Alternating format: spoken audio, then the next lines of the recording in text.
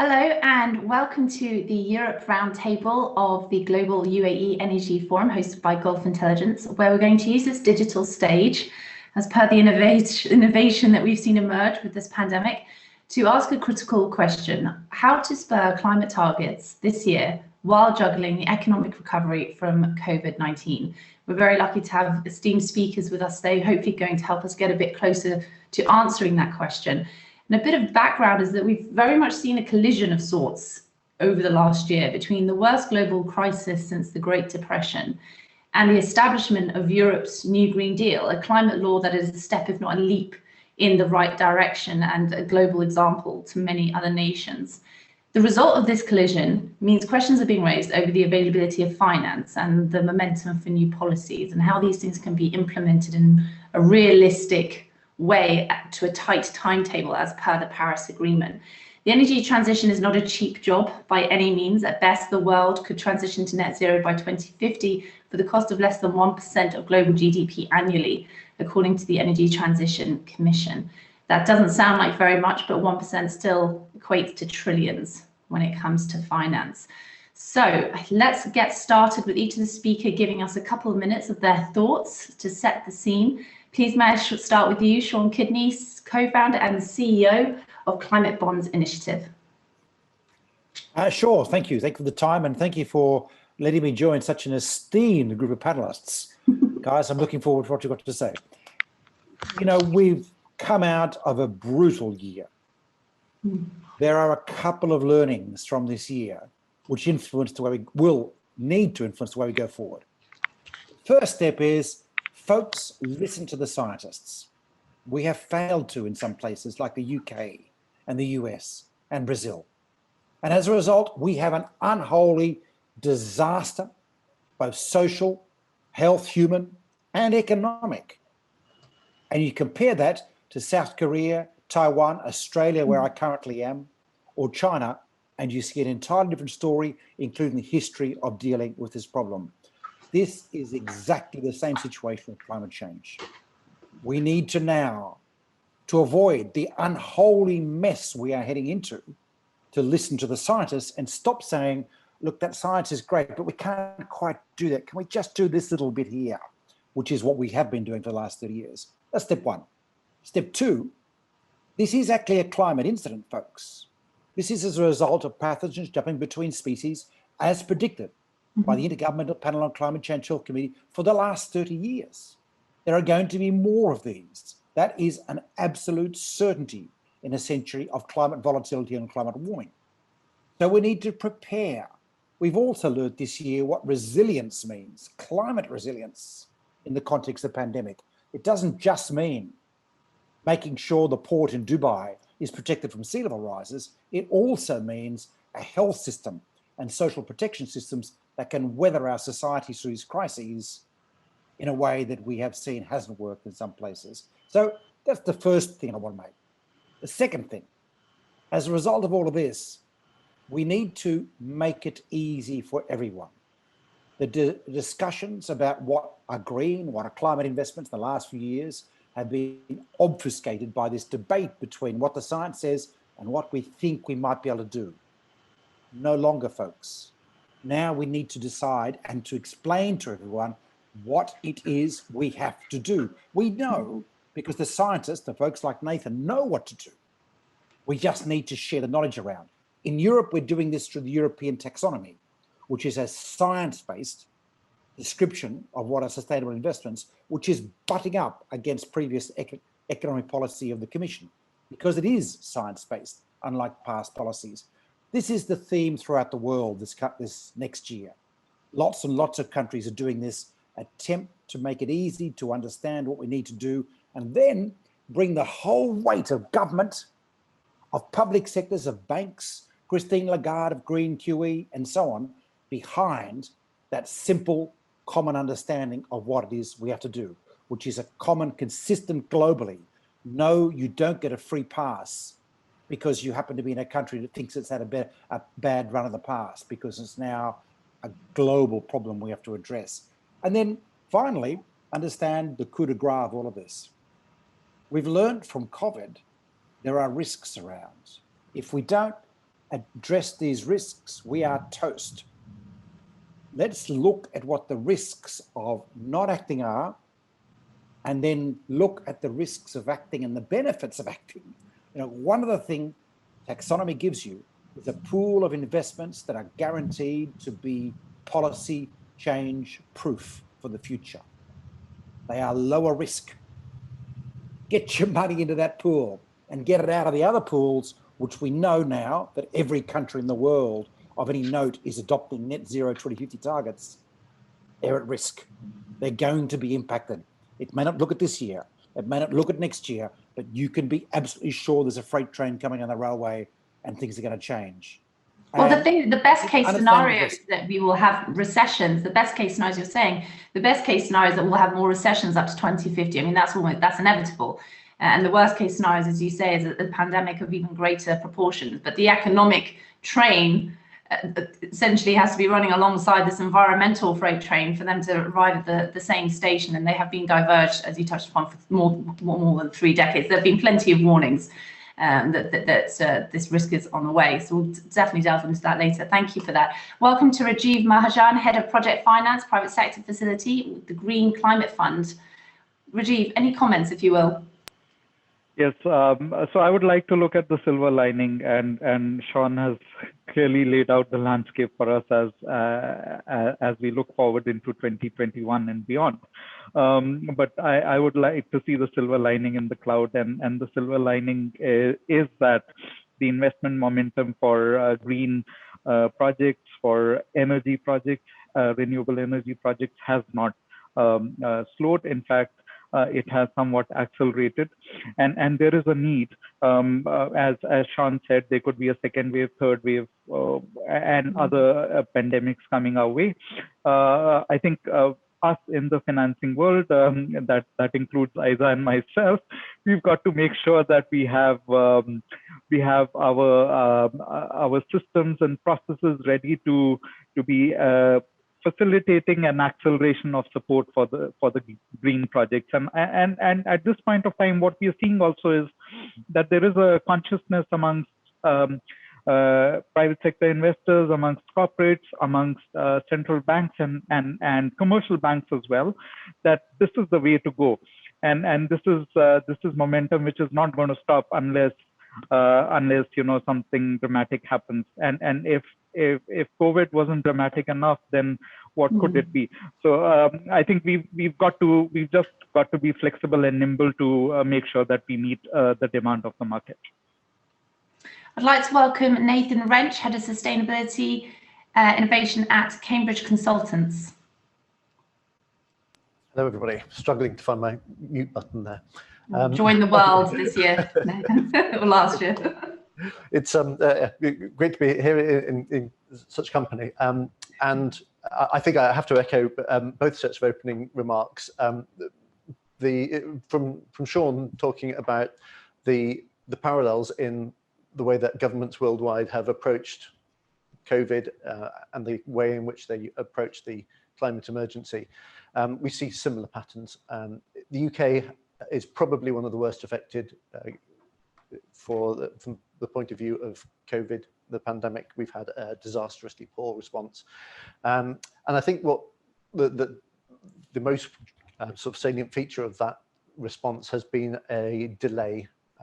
We have a government that was focused on other things and it chose to use a delay as a means of making a decision. The longer you leave off making a decision, the easier it becomes in some ways. It becomes a crisis. It moves from being something that you're slightly worried about to something which is impossible to ignore. In the case of the pandemic, it meant that they waited a month before locking down, tens of thousands of deaths as a result. In the case of climate, it's 3 decades that have gone on with inadequate responses. What is now facing us is unarguable. When people's houses are burning down in wildfires, or they're being flooded and unable to get insurance to cover their losses, that is the result of that delay. So perversely, it is now easier to make a decision. We have consensus among scientists that is now translating into consensus among the public. just a few standout politicians banging on with the inconvenient truth, trying to avoid making the difficult decisions right now. So it is a perverse situation, but having spent the entire 3 decades of my career in a state of near panic about climate change, I am strangely optimistic now, right to the point where it is too late almost to avert the train crash. The fact that science is now at the point where we have unanimity response. We have a silver bullet in the form of low-cost, super abundant, clean solar energy, renewable power. We have the technology solutions. It is simply a case of acting now. And quickly, very, very quickly. Instantly, yeah. Last but certainly not least, please, can you share your views, Aida Sitdikova, Director and Head of Energy Eurasia at the EBRD? Thank you very much for inviting me. I think I agree with the previous speakers that indeed the COVID pandemic and the consequent economic crisis is a significant challenge. But of course, COVID, no matter how bad it is, hopefully will be of the finite nature. And we know that the climate change is a much bigger threat. The pandemic did bring the climate change discourse to the front, and there's renewed focus and interest. We at the EBRD are going beyond the rhetoric and slogans, although agility and resilience are the key words of the past year, I have to say, agility and resilience. Together, of course, with Build Back Better and the tilt to green. And that just shows how much we're focusing on it while providing help to our countries. And our countries, the region is quite broad. The European part and the European Bank for Reconstruction and Development is a bit of a misnomer. So we go from Mongolia to Morocco. And they do require help during the COVID crisis. EBRD was the first IFI to approve a comprehensive series of what we call a solidarity package in March 2020. And then we just started quickly rolling out investments, helping clients, countries, helping with the advisory work, with policy support. And at the same time, all paying attention to the green aspect of what we are doing and how we can support it during the crisis. One notable example is, for example, support an 80 million euro loan to the Uzbek national utility to support them during the crisis, to provide liquidity, ensure delivery of vital electricity supply during the winter season, helping to keep the lights on, so to say. But we're also focusing on the longer term decarbonization targets under the low carbon pathway in the Uzbek energy sector. And there are conditionalities and covenants that are helping us and the country and the client to achieve it. So we really, and when we work on that with partners like Green Climate Fund, it's great to share the panel with Rajeev here. When we do things like that, in our mind, there is no collision that the world shall the world focus on COVID recovery first, or shall the world address climate change? We think it is not mutually exclusive. They are very much interlinked and they are complementary as well. We are focusing, as I said, on the combination of immediate help relief and longer term outlook and conditions. Another point I think that have been touched on tangent is the climate risk reporting and climate risk accountability. And of course it comes to TCFD. And I think as TCFD becomes mainstream across institutions, across corporations, across different stakeholders, and as everybody is becoming aware, especially the banks, of what we are putting on our books for years to come, this will be a big help in the fight against climate change. Well, that flows in very nicely, actually, that climate risk and that awareness factor as well. And something I just wanted to ask you about, Sean, please. There's this gap between the investment needs and the financing that's currently out there. UN estimates put it at around the need at $300 billion per year, yet international finance flows are around $30 billion per year. What, Sean, would you say if you had to pinpoint, I know it's a big question, but if you had to pinpoint 2 areas that need to be focused on to make dramatic progress in 2021 to narrow this gap, what would they be, please? increased leverage ratios from development finance institutions would be a good place to start. We have about 500 development bankers in the world, including funds like the Green Climate Fund. I would say about half a dozen have any kind of leverage ratio. The EBRD is one of the best. Most have effectively zero leverage of private capital. That is, they don't crowd private capital in behind them. They could expand their footprint extraordinarily by adopting some of the lessons EBRD and some of its sister banks like IFC and EIB have done in this particular space. What GCF, the Green Climate Fund, is doing in terms of seeding some of these leverage vehicles is fantastic. But we need that on steroids. We need a much bigger capitalization. And remember, we have the capitalization if you poke around the development finance institutions around the world. That's one. Two, we need to change our macroeconomic and our prudential policies.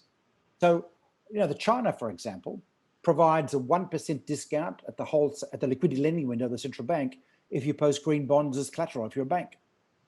Hey guys, this is pretty easy to do. Every country can do it. And it really powers this particular market. But there's 1,001 approaches like this. We've published about it, other people have published about it. The network of greening the financial system of central banks is inching towards these solutions, pushed by people like the PBOC. So I'm going to say, you know, once you start poking around, you realize all the solutions are there in front of our very eyes on the screen now in front of us. We just are not scaling them up. That's all it is. We have to. So Nathan, how can we do that? Because Sean's saying, and there's something that's been echoed already in this discussion, that the solutions are there, that the vast number of technologies are there as well. It's commercialization that is this major sticking point, and then the deployment and later the scalability. Nathan, how can we go from these solutions being at the fingertips to grabbing them? Oh gosh, that's interesting. We're at Cambridge Consultants. We're very much at the early stage of technology developments. So what we typically get involved in is people with seed capital, fairly small amounts, just trying to make a change based on the laws of physics. If what we notice though is that more and more investors are coming to startups, corporate companies, early stage entrepreneurs and inventors, and they're saying that if it doesn't eliminate fossil fuels from the supply chain, then it is not investable. So maybe the slice of business that we're exposed to is perhaps 5 years ahead of mainstream in that respect, because we have a product development life cycle before anything gets out into at scale. But increasingly, we hear the language that climate risk is investment risk. If it is not geared towards a zero carbon, net zero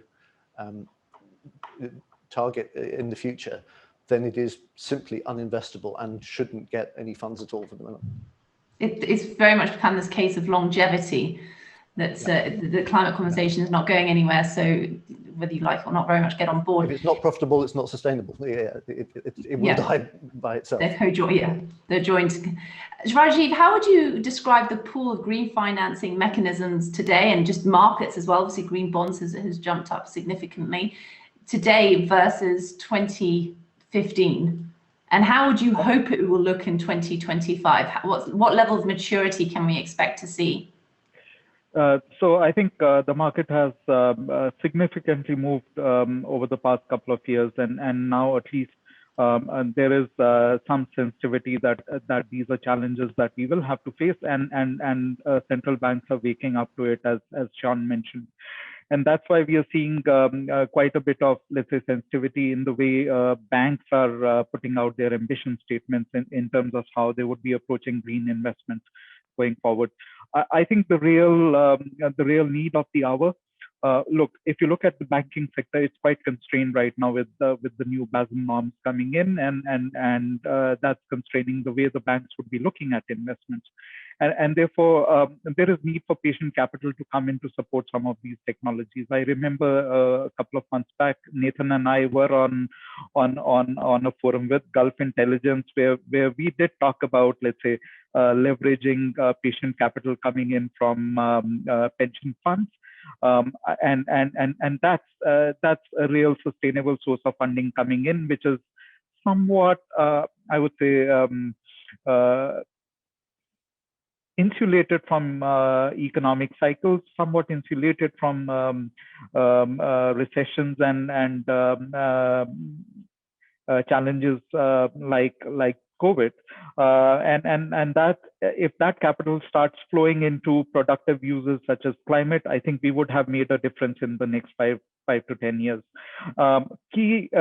Key to that as well is also unlocking whatever little banks can do, and that would also mean that you need to develop a securitization market where the assets that the banks hold can be taken out, can be monetized, and the banks would have more capital, more incremental capital to lend.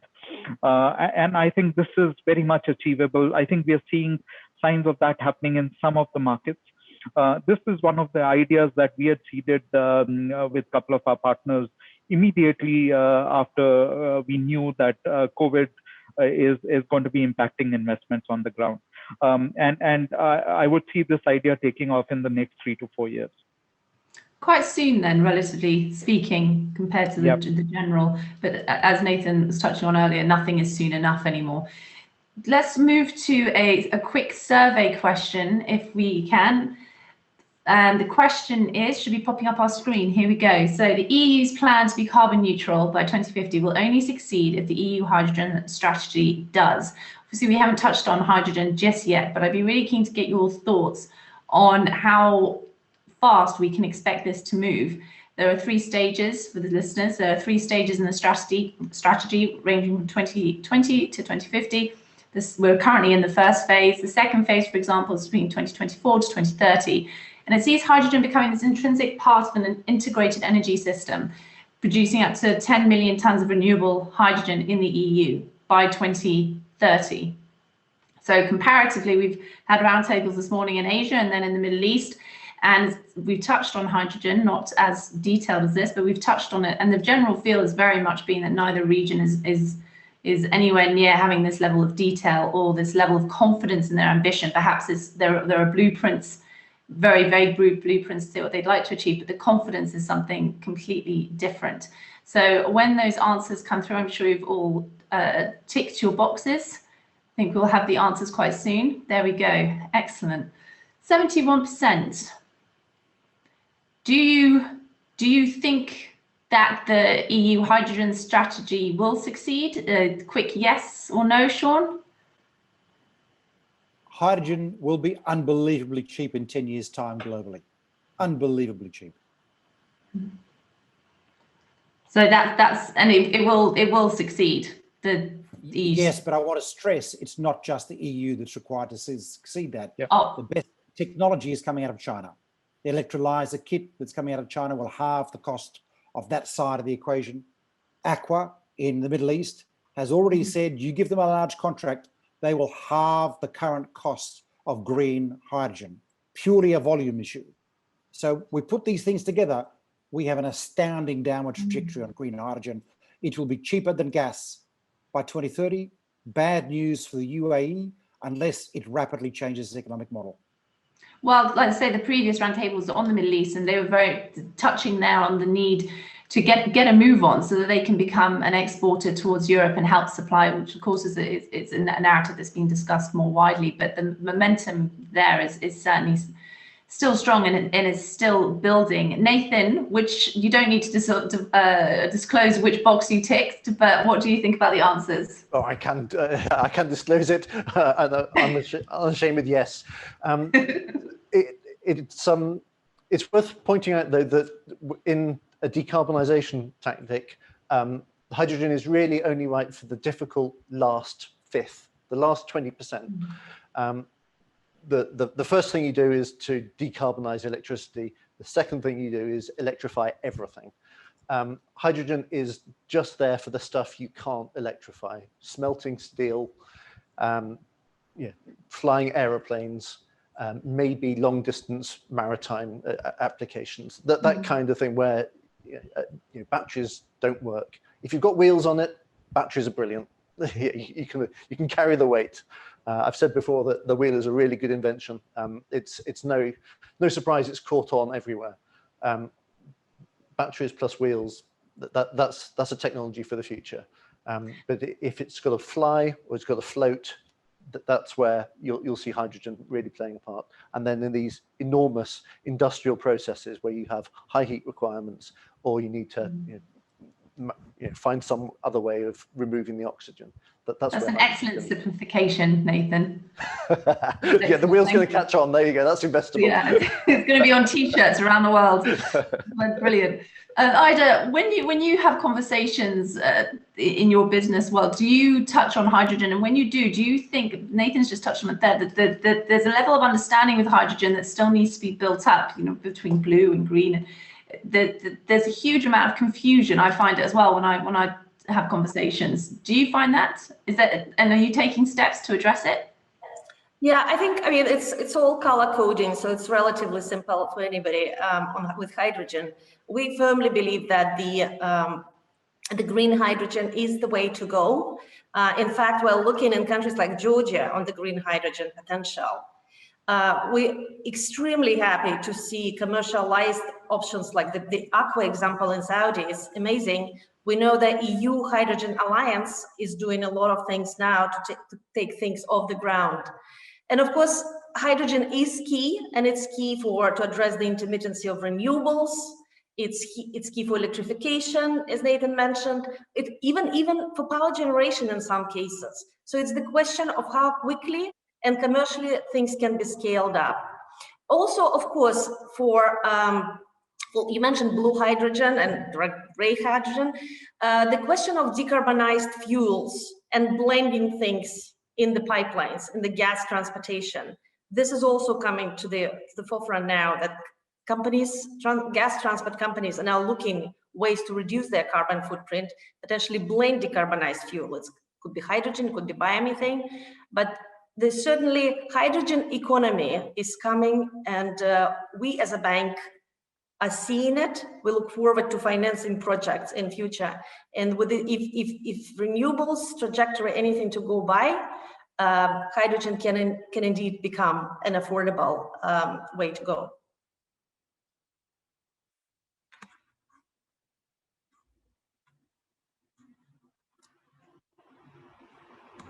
You're on mute, Michelle. Thank you, Pega. Nathan, what did I say? Mute button. I'm so glad it's not just me. There you go. I was saying about how with hydrogen and saying about the acceleration of the market, and solar as soon as we started having bigger finances put towards it and more R&D, and then obviously implementation and confidence essentially, and a realization that this really is not going anywhere. The rate of progress was really quite significant overall. There was, in July 2020, there was an agreement signed by the EU leaders to allow the borrowing of nearly $900 billion on international finance markets to help member states recover from the pandemic. Perhaps we didn't realize how long it would be lasting for at this level of severity. But are you confident, Rajeev, that the EU can channel these funds towards ensuring a just green recovery for all the members, considering the multitude of complications, not just with COVID, but with countries' different levels of progress as well, and it's a huge global distraction? Are you confident that this distribution of funds can continue as planned? I must confess that Europe is not quite my area of focus. The EU region is not quite my area of focus.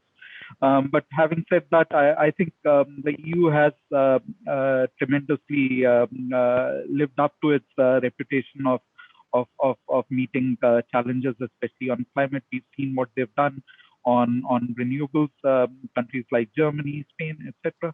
And at least I am personally confident that some of this money will be put to good use, and there would be other countries in the regions that we look at, primarily in the developing world, that will be able to learn quite a lot from what the EU is doing in utilizing this budgetary support that they're putting into scale up climate technologies and other stuff. Don't mind, just a quick impromptu survey question, if I may, before we go to a more formal one. Just on that point, if I could just ask you all a question, and I'll just to get the answer yes, no, and not sure, please. The question is, Europe's climate finance plans for 2021 will stay on track despite COVID-19. Sean, yes, no, or not sure? Absolutely. Yeah. Nathan? I go yes as well. Rajeev? Yes, for sure. Ida? Yes, absolutely, no doubt. Okay, so that's a nice boost of optimism for our day so far. Excellent. And we're going to head on to the second survey question, if Emma is able to shoot that up on the screen, please. A realistic roadmap can start being carved out this year to have a global price on carbon by 2025. We started out this conversation about how the writing's been on the wall for years and years, and there's been a lot of topics of conversation that have been repeated over and over and over again. And the price, putting a price on carbon, is certainly one of those conversations.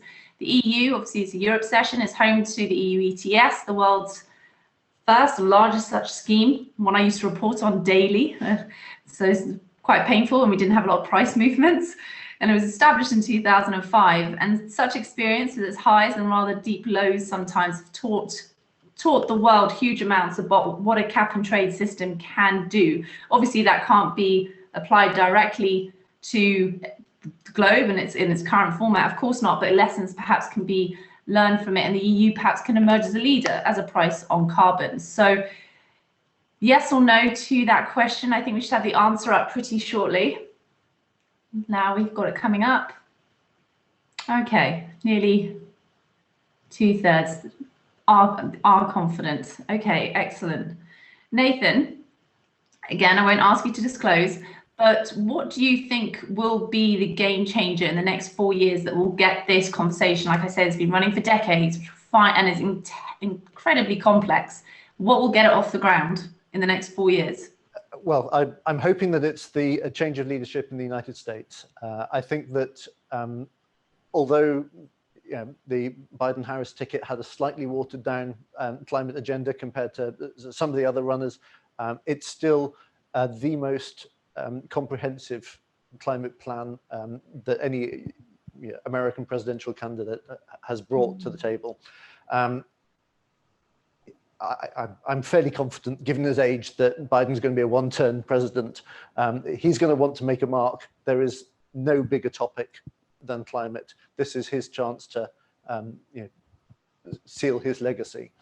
I think that's probably what's going to drive the setting of a global carbon price. Whether that carbon price ends up being realistic, you didn't ask. But will there be one? Yes, I think there will.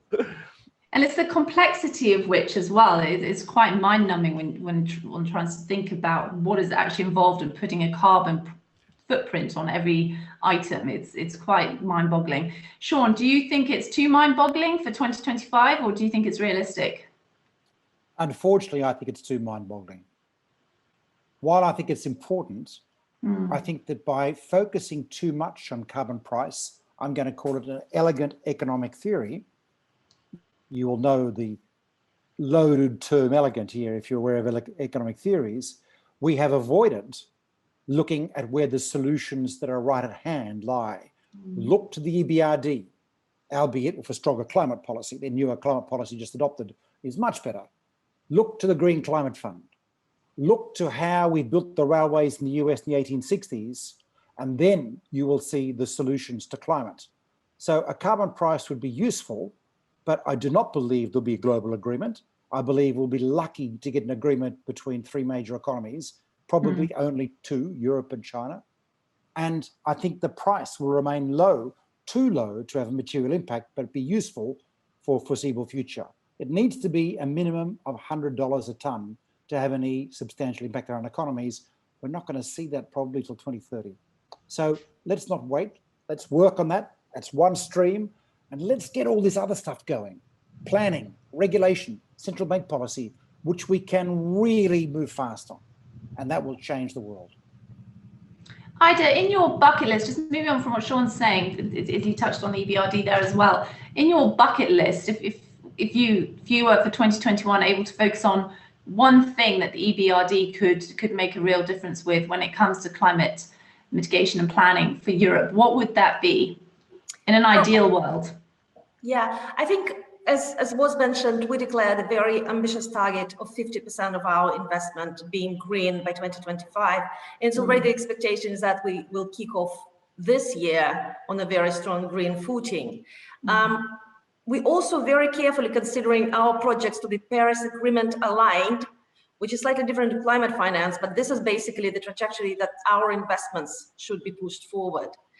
And we are pretty much in the loop on the policy work with the countries where we operate, exactly to help them develop the low carbon pathways, to help them to take on more ambitious NDCs and to drive forward the agenda. And finally, just to mention on the carbon price and carbon tax, this is something that it might look mind-boggling. I am a bit of an optimist, and I think once the debate between the producing and consuming countries, to the extent it's resolved, this could be implemented. This could be scaled up. And kudos to the EU for pushing this agenda and for being ambitious. But of course, it takes more. It takes the EU green ambition. It takes China's manufacturing prowess and potentially the new administration's outlook in the US. So all this dovetailing together can be much better place in January 2022. I certainly like the optimism. I very, very much hope that you're right. I think that would do us all quite a bit of good if that turns out to be the case. When it comes to the commercialization of technologies, again, we're back to another topic that is oft repeated, and we're beginning to find solutions to it. But when it comes to the commercialization of innovations, Nathan, what would you say is the strongest route this year with help invest? You already touched upon the fact that you're very early on and not later on, but what can those in the R&D space do to make it easier for investors to get on board? I think probably the leading candidate is electrification of everything. So this very basic yardstick I have in mind is that from this point on, we can afford no new fossil fuel infrastructure. You can argue about the fine detail of policy, but at top level, if it's a fossil fuel user, it shouldn't get planning permission. So, third runway at Heathrow, there's no argument for that in a net zero world until we've got hydrogen powered planes, minimum 2035 before that's realistic. So you just have to say, sorry, Heathrow, you have to wait. And with that, that sort of mindset in place of from this point on, nothing new that uses fossil fuels. I think that investment decisions become relatively easy to weigh up from that point of view. And certainly when looking at the kind of projects that we would pursue, it's no longer enough for us to be doing the wrong thing better. Trying to make a 10% improvement. Let's reduce the energy consumption by 20%. It's just no. The thinking that you have to employ when you apply a target of zero is radically different to when you're trying to make an incremental change that just knocks 10% off the growth rate. Do investors appreciate that, do you think, from your perspective? Yes, and I think that this is something that has altered only in the last 3 years. I should think, up until now, it has been enough to introduce an incremental improvement. And suddenly this mindset of what it means to be targeting zero has definitely altered the mindset of people engaged, certainly in any kind of product or service development that we're seeing. Sean, in that vein, are you seeing a lot of new players? I imagine the answer is yes, but I guess the degree to which you are, a lot of new players entering the green finance space in Europe. Are you heartened by it, or do you still think it's going too slowly? 3.5% of all bonds issued last year were sustainable bonds. That is a massive increase on the year before and the year before and the year before that. It means a lot of new players are coming in. The latest crop have been sovereigns. We now have Spain, Italy, and others lined up. We've seen recently issuance by Egypt, Germany, and lots of other countries and so on. Even the UK is going to do it now. Hallelujah. So this is something that everyone is getting keen on. It's because of the stakeholder reporting, and it's also because these bonds are now performing better. They are lower risk. In times of volatility, they maintain their value. They don't lose their value when you get a crash. Larry Fink once said at BlackRock, he made money by ensuring people retain their capital, not worried about the yield. They didn't lose their money, in other words. Bonds are much better to avoid losing money than other bonds, green bonds, I should say. So as you can see, it's not just green investors pouring in as a result, it's everyone pouring in.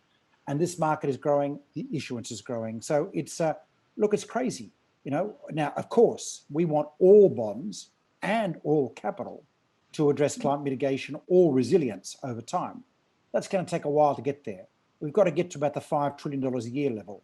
That we've got to do by 2025. So we've got our work cut out in the immediate term. But, you know, so far we're doing well. Whereabouts are we now?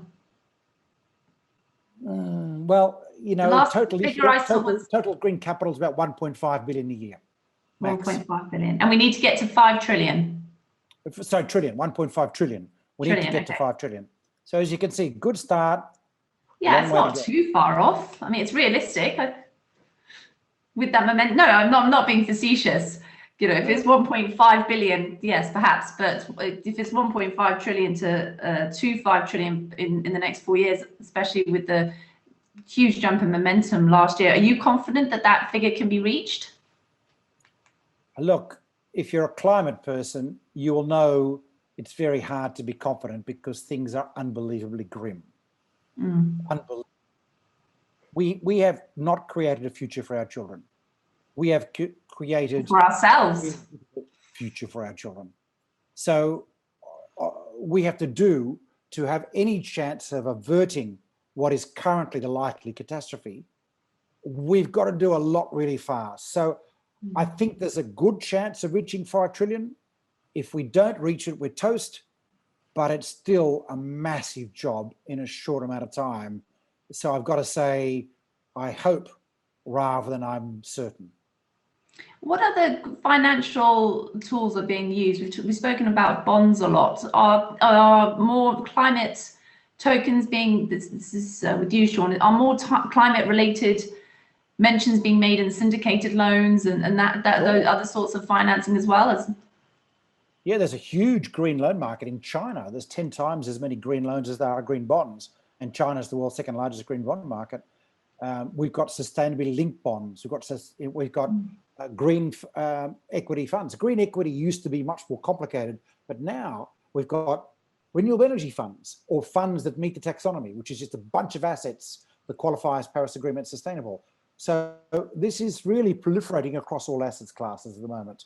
And we've also got, much to my joy, green retail products beginning to appear, where if you have a term deposit at the bank or even a credit card, I believe is coming out soon for one of our major banks, then whatever money is attached to that instrument only gets used for green investments. I want more. I want them now.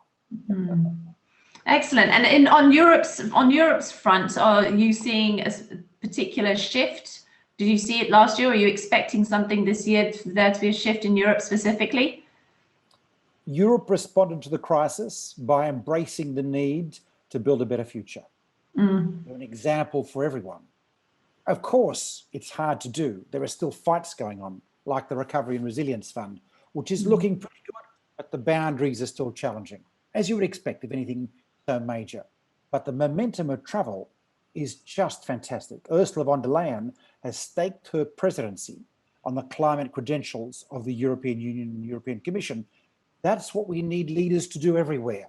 Stake their on achieving ambitious goals. So we're all looking to President Biden, or President-elect Biden, because he looks like he's going to be doing this as well, and so on and so on. So I'm optimistic that Europe will be the global leader in achieving rapid transitions. It's not to say there won't be other global leaders too. The UK has got a chance of making a difference, although it really does need to follow the Climate Change Committee's prescriptions a little bit better. Japan has announced good intentions. Now it has to do hard work. But what we need is a big economies, right? I'm going to predict that at the COP next year in Glasgow, we will see China, Europe, and the US standing shoulder by shoulder, saying we're committing to that 2050 future that we all need to have, and we're going to work together. We can't tell you exactly how it is going to work out, but rest assured it's going to happen. And that will change everything for corporations, investors, and other governments.